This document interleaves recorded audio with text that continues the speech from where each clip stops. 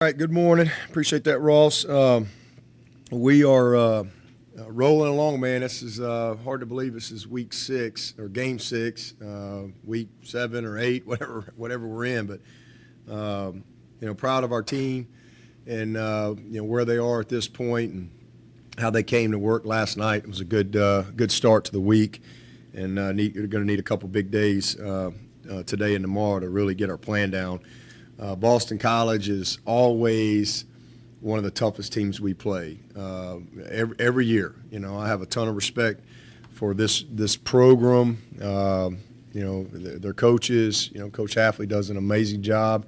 It was a 19-13 game last year, 13-13 in the fourth quarter.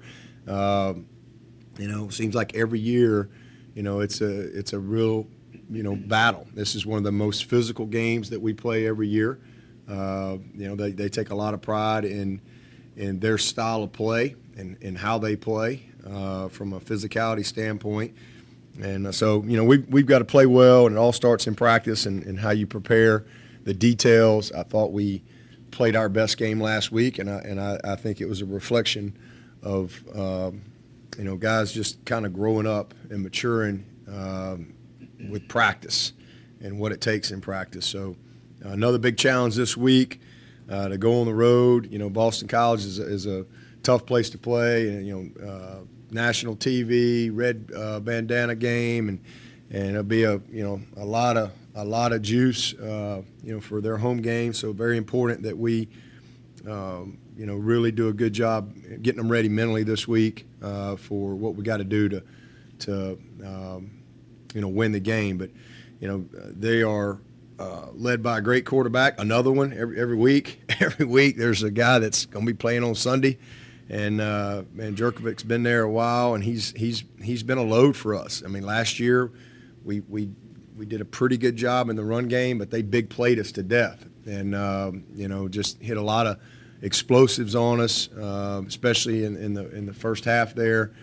We had a couple big play busts.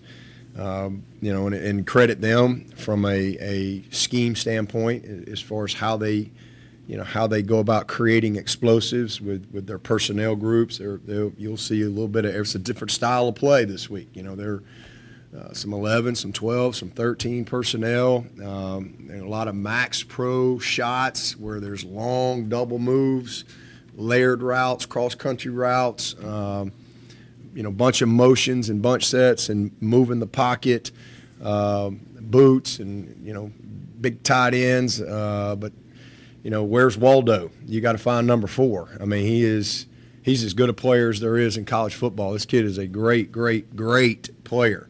And it's not real complicated. I mean, they're gonna get him the ball 10 or 15 times because he scored against Louisville last week. They get in the red zone the first time, and they call a double pass, and they cover it way over there, and he sees it's covered, and he just pulls it down, just runs around and runs it around for a touchdown, and it's like, it's a great call, right? And that's what he does. He's one of them guys that makes bad calls into great calls, like no, go, go, go, go. That's who Zay Flowers is. He's a great player. He is a problem, and so good coaches are going to find a way to get him the ball, over and over and over. And it might be a negative play, but they're going to keep getting the ball to the playmaker. He's a dude. He is outstanding. He's a great route runner. So we've got our hands full with him. Number 1 is a heck of a player, and 0. And then the big tight end, Tactics. I'm not sure how to say it, but he's a big, 6'6" plus guy that they're going to involve as well. Very impressed with their running backs. The 24 is played against us last year, Garwo. He's a great player, physical, downhill, runs tough. And then this 20 is kind of more of the same. He's got another gear, as far as being able to really take it to the house if you get him in that open field. So I think they got a couple outstanding backs. I think they played their best game last week against Louisville. They played with a lot of juice, played with a lot of toughness. Jerkovic made some plays, big throws down the field. They hit Zay for 2 massive touchdowns on, corner post, throwback type routes. So just, again, you got to play with a lot of discipline against these guys and make sure that you can handle all the formations and motions and shifts and all that type of stuff and how they're going to try to create leverage for some of their playmakers. So a big challenge for our defense for sure. Offensively, same thing. They're big and strong up front, 97, 93, 96. And then that number 6, who was a freshman for him last year, he is twitchy. He is athletic. He can change direction. All those guys play incredibly hard. All the backers are back, and now they got De Palma back. He was out last year.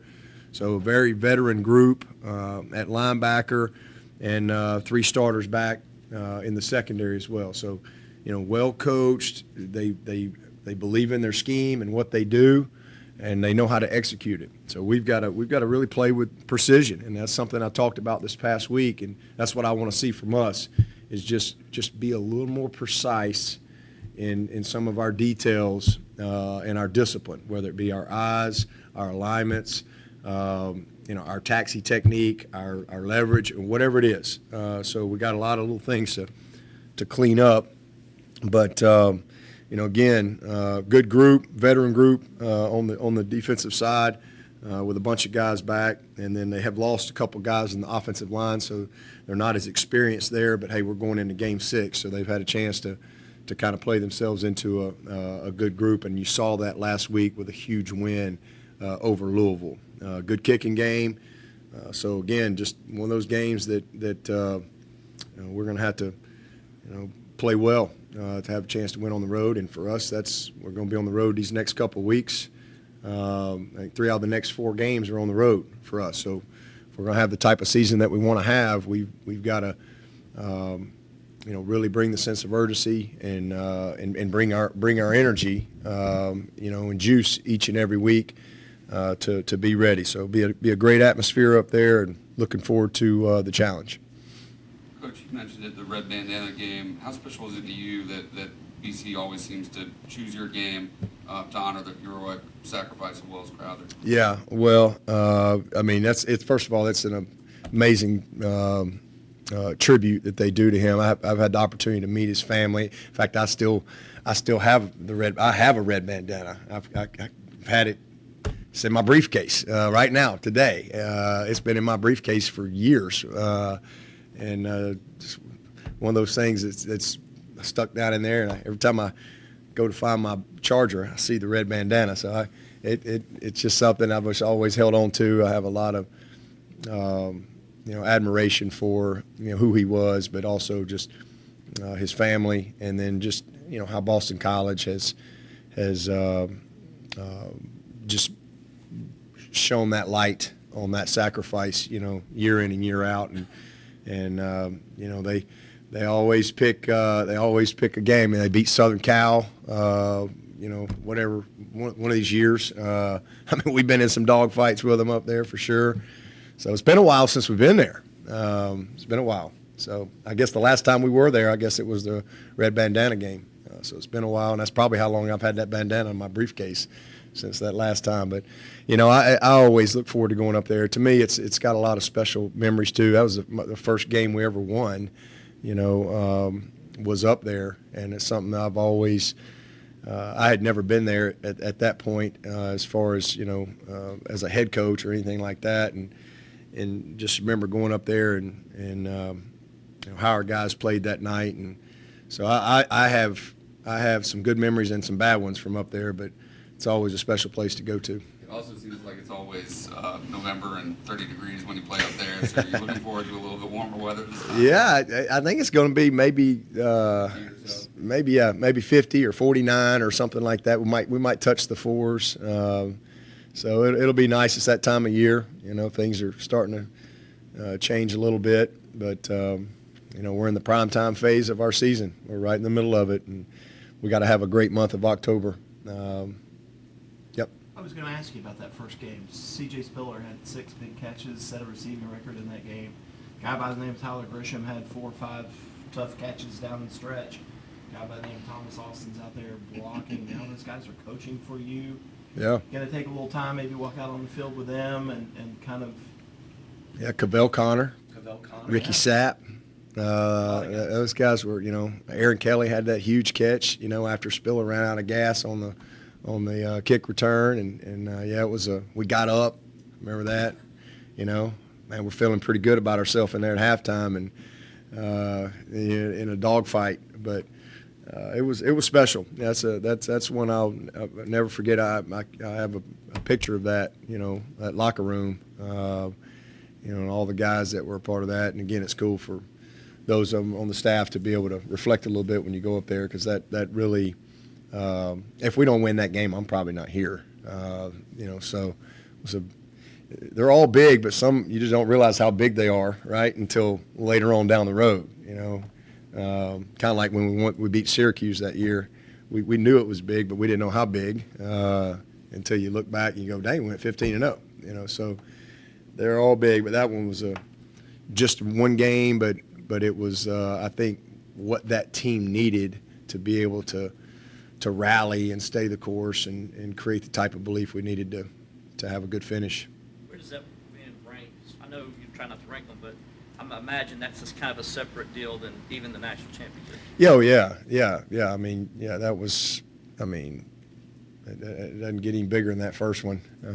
So that was a huge win for us, especially how we won.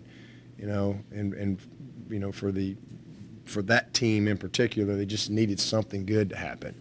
How we had lost to Georgia Tech in that first one, and then the open date, and just all that was going on. It was that was huge for that team, and so just kind of helped us to kind of solidify what we were trying to do down the stretch. Coach, new offensive coordinator and John McNulty, do you think it maybe took them a few games to kind of get into a rhythm offensively? You mentioned you thought they had the best game against Louisville. Yeah, well, I just think they've had, a lot of personnel changes up front in particular. And, when you don't have a lot of continuity up front, there's challenges. That's what we had last year. I mean, that's been the biggest thing for us this year is we've been able to have continuity. Every week it was musical chairs up front, and it just affects everything. The plays don't – it's amazing how the plays work better when you got – continuity and consistency up front. This year, our challenges have been mostly in the D-line, but we got way more depth there, right? We've been able to deal with that, and we couldn't deal with that like we needed to, and most people can in the offensive line. I mean, there's not many teams out there that's got 10 starters in the offensive line. It's a different deal, but I think they've had a little continuity there, injuries, guys, and just kind of figuring it all out. But man, they played a really good football game last week. They battled. They were physical. Those backs, huge explosive plays. Jerkovic got involved with his legs. They had a nice, big long play by him. On a with good coverage, but a breakdown. You don't contain him. You don't set the edge. He's you don't think of him as a guy that really beats you. But, I mean, I remember, was it 20, here in 20, we couldn't tackle him. He ran over us and through us that whole game. So he's a guy, and you just saw him really kind of, getting rhythm. They made some huge plays. He was accurate. They dropped a couple of balls, too, that I think could have led to some more, but I don't know. You just saw him play with a lot more consistency up front, a lot more continuity, and I think it's just having a chance to kind of play through some things. And then I think, everybody's figuring out who they are these first few weeks. So, what they need to do to give themselves a chance to be successful. Man, again, they're heavy sets to be able to establish some run. Their motions, their formations, how they're creating for four. I mean, he's everywhere. They getting in bunch. He's the point. He's this guy. He's that guy. He's 3-by-1 backside. He's all over the place. So they've done a nice job of I think scheming, and then again, just they've gotten more comfortable up front. Not that conflicts for safeties as you're Oh, trying yeah. to use your eyes Yeah. and put your eyes in the right places and account for Absolutely. Absolutely. So we'll see if we've grown up some this week, because this will be a huge challenge, because there's a lot of conflict, because it's a ton of play action. Boot, move the pocket. Sometimes he'll come all the way out and throw it back. Sometimes it's a quick, set. But a lot of hard play action and again, layered routes, cross-country routes, bunch sets with four going all over the place. He's corner routes, he's cross routes, he's corner posts, he's posts. He's screens. He's, motion, hand it to him. They're doing a little bit of everything, but we have to be very disciplined with our eyes on the back end, because if you start peeking, you're in trouble. I'm excited to see us play, because I think this is the type of game we need, to grow up a little bit on that back end. It is what it is. They're going to run we got to try to stop the run. They're not going. Them two backs, they pride themselves in running the ball. We got to win first and second down, but we also, it's easy to watch the tape from those first few games, or 2 or 3 of our games, and go, okay, we need to exploit this. And so that's called professional courtesy, right? So see if these boys have fixed it. So we're going to get our chance to show that we've grown a little bit. And that's really what I want to see from really like just this point forward. Have we matured and grown? And I don't care if a guy's out here or there. I don't care. We've had guys that have played. And so we got to we're not perfect, but are we better? And are we improving? That's what you need to see. And you saw that last week, especially in the second half. We got better and we improved. And young guys are getting enough reps, but it goes back to practice and really preparing the right way and having respect for what it takes to play well under the lights. We're going to see, but these guys will definitely challenge us from a discipline standpoint. You talked on the radio show last night about Jake Lucas, wanting to get him Yeah. going too. How close do you feel like he is to getting to the point? Yeah, it goes back to practice. I want to see it in practice. I want to see him, since he's a young kid. He's so talented. A little bit like Toriano in that, I just saw a little urgency. I saw it in the weight game on Toriano. Yeah, I know he missed some plays, but just I saw the right look. It didn't seem too big to him, and the way he practiced last week, and he was ready for the game. Now he didn't know he was going to have to go in and play like he had to play, because Makuba went out, so that changed things a little bit. But he was going to play a good bit, and I like his demeanor. I think he's kind of made a turn in really understanding as a young player, like the type of focus and attention to details and urgency in practice that you have to have. You can't just show up and play. And I think Jay Lou's kind of right that he's a little casual. Unbelievably talented, long, can run, great ball skills, but just sense of urgency and practice. And he's off to a good start. Had a really good night last night. And but yeah, because he's a guy we're going to need, and he's making some progress. But just taking to the coaching, and just slowing the game down for him a little bit, but really playing with the level of intensity that you have to play with. He's got to earn that. But he's coming. He's coming. Coach, speaking of the corners, Fred Davis played in special teams the other night. Have you seen him handle the kind of setback against Wake the way you'd like to, the right mentality? Yeah, back to work. It is what it is. It's just you are what you put on tape, right? And let's do something about it. So same thing. Attention to details, technique. If you're inside leverage, then play inside leverage. Footwork.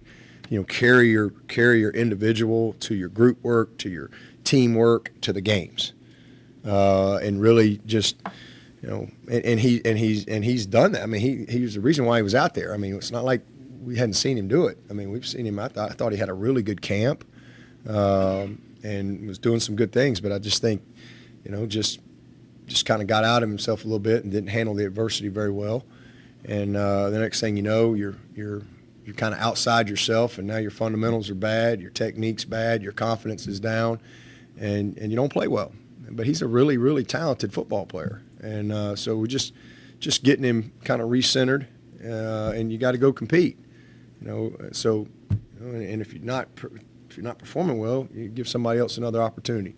And again, we need that. We need that competition. So yeah, I love how he's responded back to work, and you know, he'll get some more opportunity, and just needs to play better. KJ Henry said you